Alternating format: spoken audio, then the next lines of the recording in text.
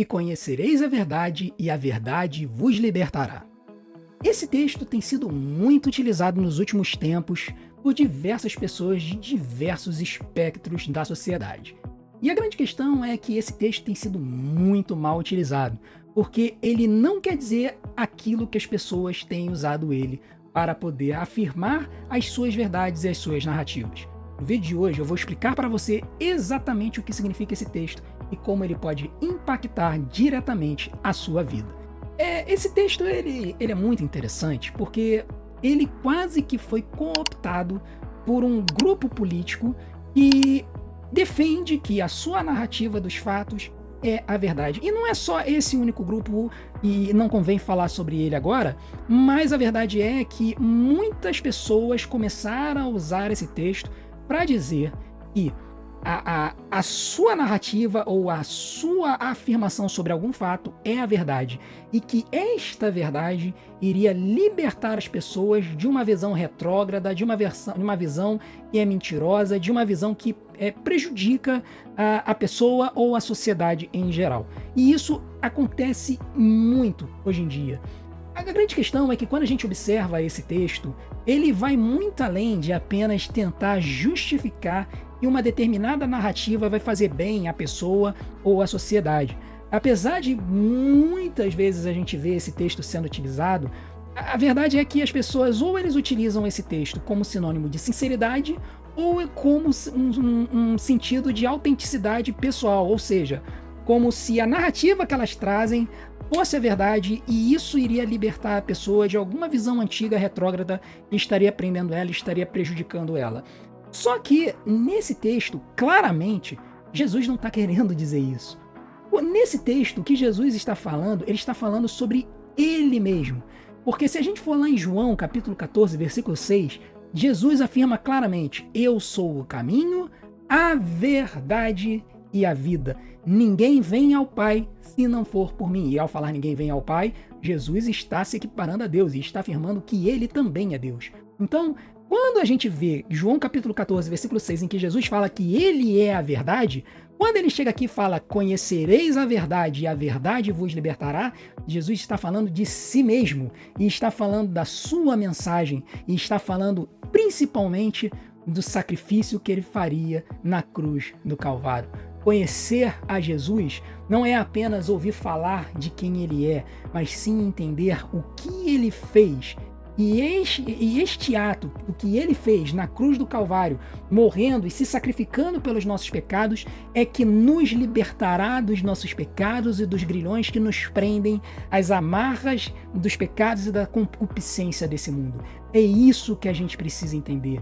Para Jesus, a verdade que liberta não é apenas uma informação correta. Aliás, não é uma informação correta, mas sim é a revelação dele mesmo como Filho de Deus e a submissão a essa verdade. A gente precisa entender isso. Nesse texto é muito claro, a verdade que liberta não é um conceito, não é uma narrativa, não é um lado político, não é isso, é uma pessoa, Jesus Cristo, o próprio Filho de Deus, que veio ao mundo para nos libertar, não de uma narrativa, não de uma visão política retrógrada, mas nos libertar do pecado, da morte, dos grilhões de Satanás. Foi disso e foi para isso que Jesus veio. É isso que significa a verdade nos libertar.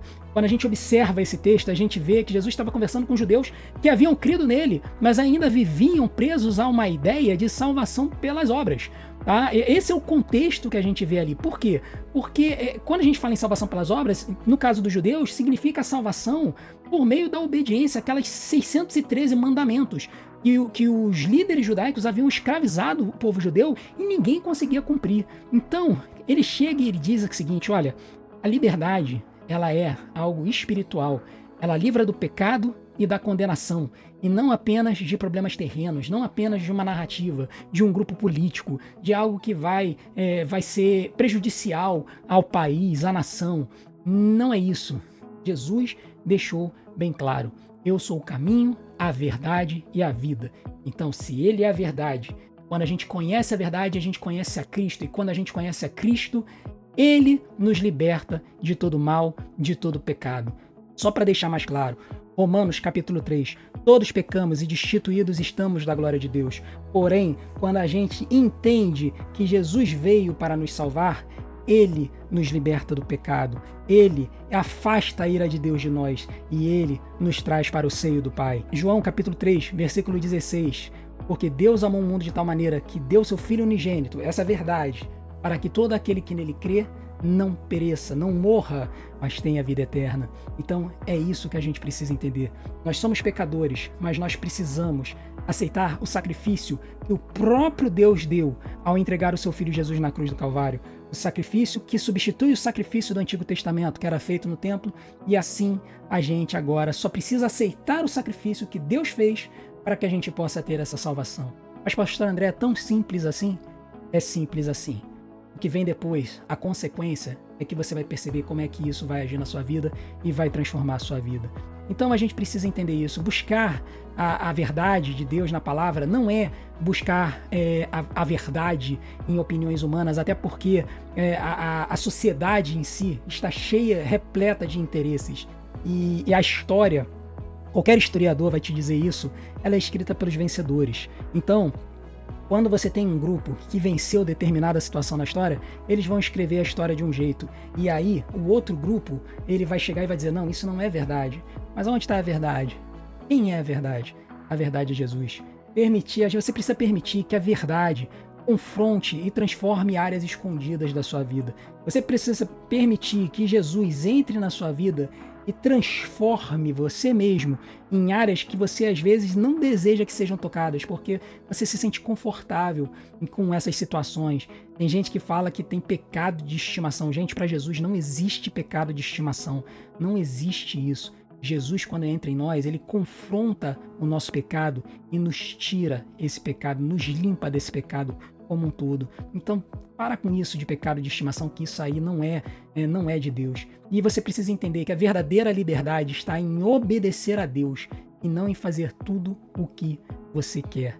Conhecer a verdade e permitir que a verdade o liberte significa também obedecer a Ele e entender que Ele tem o melhor para nós e não achar que o que a gente pensa e o que a gente imagina é que é melhor para nós, porque o coração do homem é enganoso. Então a verdade é que, se a gente for em outros textos, a gente vai encontrar inúmeros outros exemplos sobre isso. João capítulo 17, versículo 17.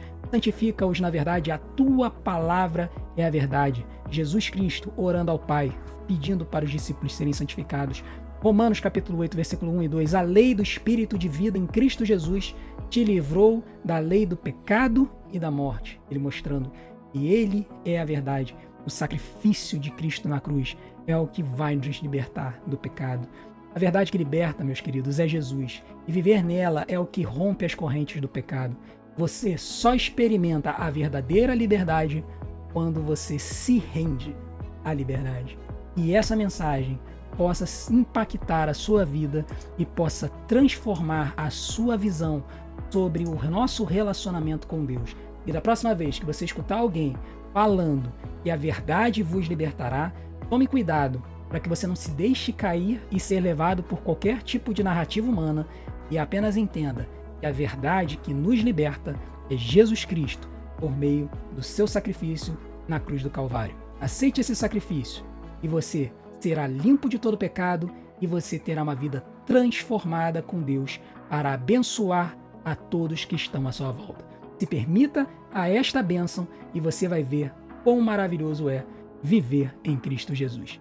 E essa mensagem possa abençoar a sua vida e verdadeiramente te ajudar na sua jornada.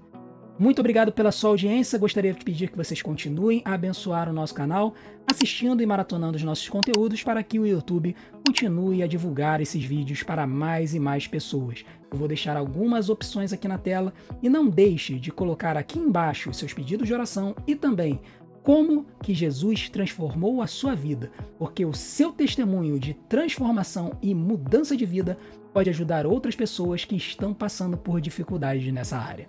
Que Deus possa nos abençoar. Muito obrigado pela sua audiência. Não deixe de assistir os nossos vídeos. A gente se vê do outro lado. Um grande abraço e Deus os abençoe.